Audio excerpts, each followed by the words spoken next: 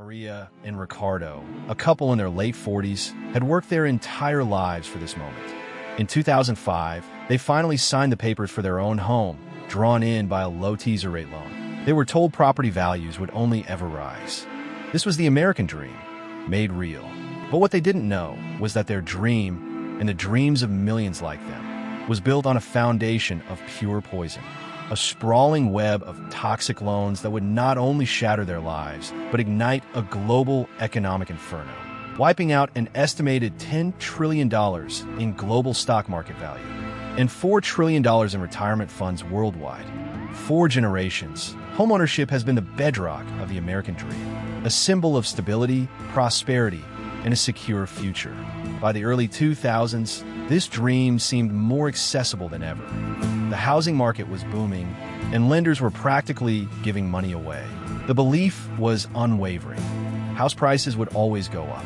It felt like an unstoppable force, a golden age of prosperity where everyone could win. But beneath the glittering surface, a dangerous game was being played, setting the stage for one of the most catastrophic financial collapses in modern history, known today as the Great Recession. How did this seemingly stable dream morph into a global nightmare? It started with an explosion of credit and a shocking disregard for common sense.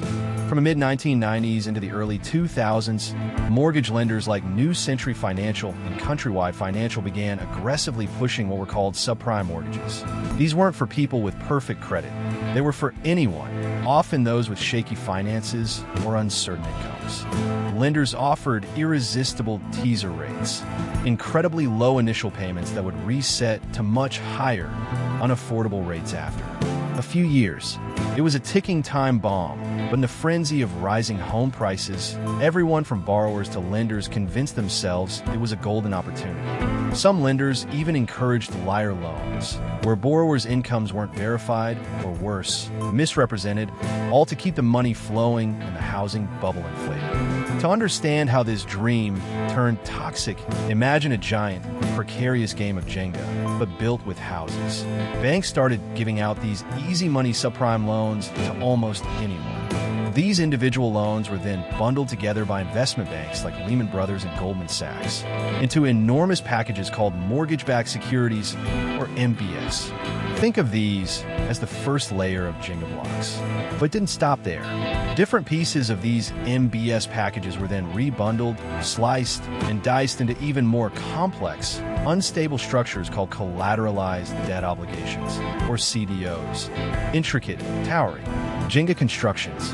The crucial, almost unbelievable part?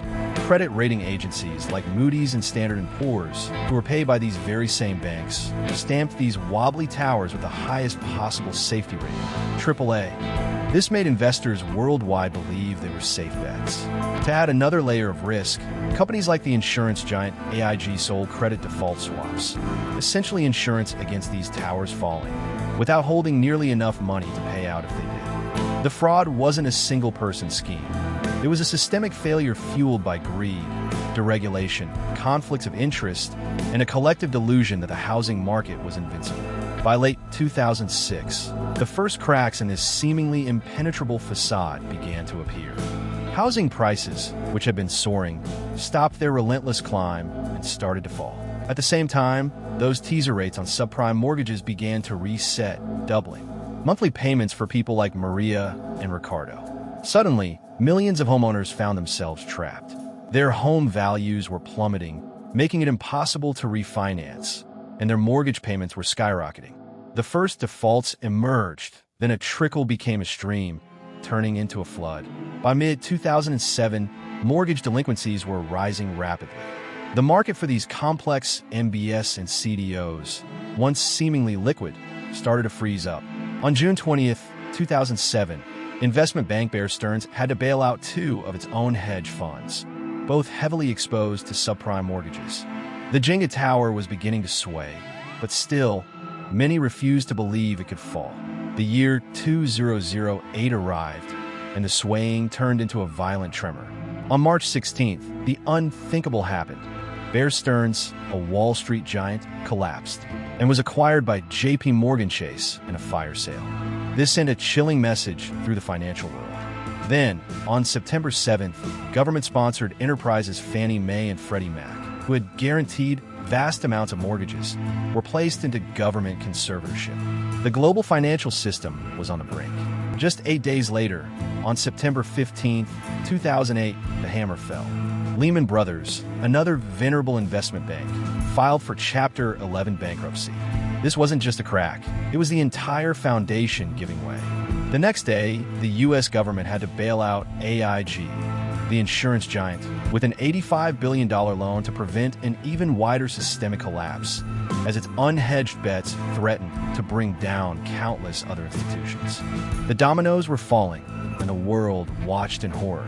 The consequences were immediate and brutal. Refinance. They quickly fell behind, and the bank foreclosed. They lost their home, their life savings, and their American dream was shattered. They were far from alone. In 2008 alone, 2.3 million homes faced foreclosure filings. Between 2007 and 2013, roughly 4 million families lost their homes. Bank losses on toxic assets soared to more than $1 trillion. The U.S. unemployment rate peaked at 11% by October 2009. But the damage wasn't confined to America. The crisis spread like wildfire, causing a global economic loss of more than $2 trillion.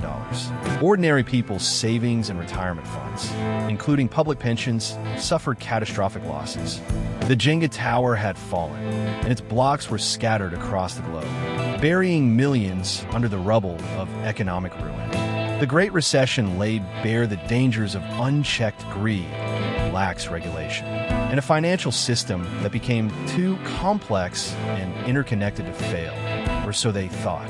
The American dream of homeownership, once a symbol of stability, became a weapon against those who pursued it. While governments stepped in with massive bailouts, like the Troubled Asset Relief Program, to stabilize the system, the human cost was immense and enduring. Their jobs, their savings, and their faith. The question remains, have we truly learned the lessons from the housing illusion, or are we destined to repeat the same mistakes, building new towers of debt, just waiting for the next collapse?